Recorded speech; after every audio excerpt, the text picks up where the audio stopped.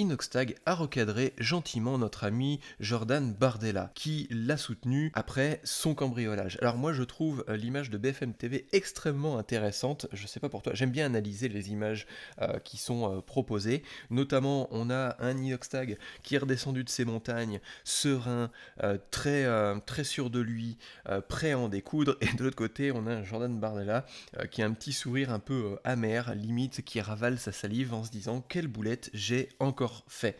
Et moi je trouve ça intéressant parce que Inoxtag vient de se mettre une balle dans le pied, et je vais t'expliquer pourquoi. Alors il répond justement à un tweet de Jordan Bardella qui lui a apporté son soutien parce qu'il a été victime d'un cambriolage comme cela arrive à des milliers de Français chaque année. C'est une triste réalité de la France 2024. Plus personne n'est à l'abri d'une insécurité devenue hors de contrôle.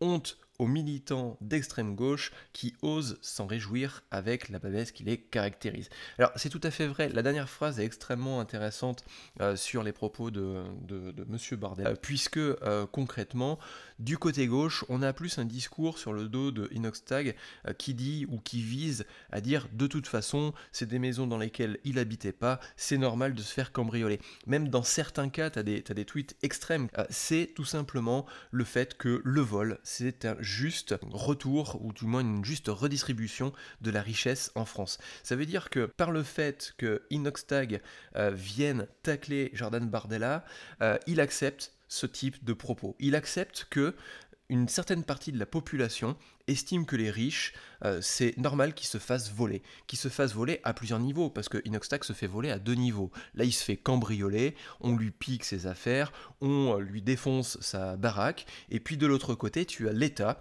qui lui pique son pognon pour aller financer des mecs qui très certainement sont au RSA et qui viennent apporter ce type de propos. Donc c'est se tirer une balle dans le pied, en fin de compte, de supporter ce type de discours, d'être dans le cadre de ce type de discours. Moi, ce que je retiens surtout du tweet de notre ami Inoxtag, c'est que Jordan Bardella devrait effectivement soutenir plutôt les Français qui en ont vraiment besoin.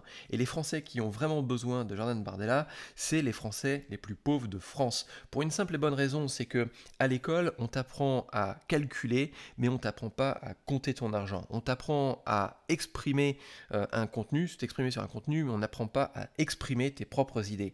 Et si on reprend Inoxtag, c'est une personne qui sait très bien s'exprimer, qui a appris à s'exprimer, mais qui a très certainement aussi dû apprendre à calculer son patrimoine. Et c'est pour ça qu'il s'en est sorti, parce qu'il a su s'exprimer par l'intermédiaire de ses vidéos, et on voit sa progression. Au début, il faisait des petits jeux vidéo comme ça, pof pof, à droite à gauche. Aujourd'hui, on a un homme qui a monté l'Everest, qui est capable de construire des contenus inspirants, et donc qui fait un travail de qualité. Ce travail de qualité le rémunère à sa juste valeur, et il peut, dans ces cas-là, se construire un patrimoine pour se protéger. Le problème, c'est qu'à l'école, on ne t'apprend absolument pas ça. Tu n'as pas d'éducation financière. Parce que si on te donnait une éducation financière, on ne pourrait pas construire une machine à moutons qui serait prêt à lécher les bottes d'une gauche, qui est d'accord avec le fait de voler des personnes qui créent de la richesse, et qui peut être utilisable à tout moment dans le cadre d'élections législatives, présidentielles. J'estime qu'il est temps de commencer à réfléchir autrement. Qu'on soit salarié, qu'on soit payé au SMIC, qu'on soit payé un tout petit peu plus cher ou pas, il faut commencer à réfléchir différemment. Est-ce qu'on peut accepter aujourd'hui d'entendre depuis plus de 50 ans maintenant qu'on augmente continuellement les impôts d'absolument tous les Français? Quand je dis impôts, c'est les taxes et impôts. Aujourd'hui, on a une taxe soda qui est en train de se mettre en place par le gouvernement. C'est pas les riches qui vont être le plus impactés, c'est les personnes qui sont les plus pauvres, qui ont besoin de ce petit réconfort de sucre qu'on leur met dans le sang tous les jours, et c'est eux qui vont payer la majorité de cette taxe-là. Les riches ne vont pas être impactés. Depuis 50 ans, on augmente les impôts sur les riches, mais ça n'empêche pas les riches de rester toujours plus riches. Par contre, depuis 50 ans, on augmente toujours le nombre de ministères, le nombre de ministres, le nombre de fonctionnaires qui consomment l'impôt d'absolument tous les Français. Et le fait d'être d'accord avec l'augmentation de ces impôts, c'est aussi être d'accord de rester pauvre. Maintenant, tu as deux choix possibles. Rester dans une galère financière et administrative que tu n'arrives plus à supporter, mais que tu subis malgré toi, ou encore te construire ta liberté financière en investissant pour de vrai. Et c'est quelque chose qui est accessible absolument pour tout le monde, qu'on soit ouvrier, qu'on soit salarié, qu'on soit cadre, qu'on soit entrepreneur. Le fait d'investir sur les marchés est quelque chose qui est simple à mettre en place. On t'a toujours fait croire que investir dans les actions c'est quelque chose d'extrêmement compliqué, mais depuis plusieurs années, investir dans les actions est devenu quelque chose accessible à absolument toutes les personnes qui rêvent de se construire un avenir financier stable. Ce que tu vois ici, c'est simplement un compte test que j'ai créé en plus de mes autres comptes actions pour te montrer à quel point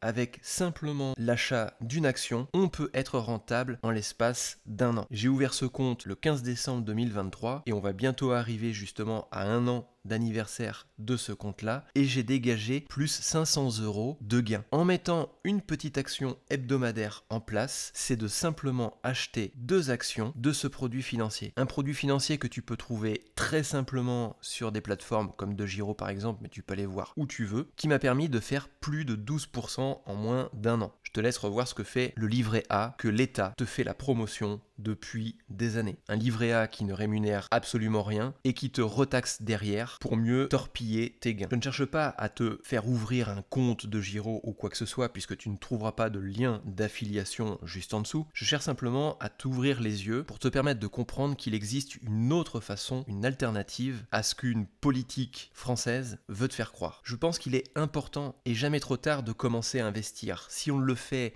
de façon très jeune, on va effectivement pouvoir profiter de cette liberté financière, mais même après 40 ans, ça peut être encore une opportunité extraordinaire de pouvoir se constituer un petit pécule pour la retraite qui viendra très certainement combler une retraite par répartition qui est à bout de souffle. Et ça permettra en même temps d'offrir un avenir plus serein pour ses enfants. Alors, ne te laisse pas faire, exprime-toi dans les commentaires.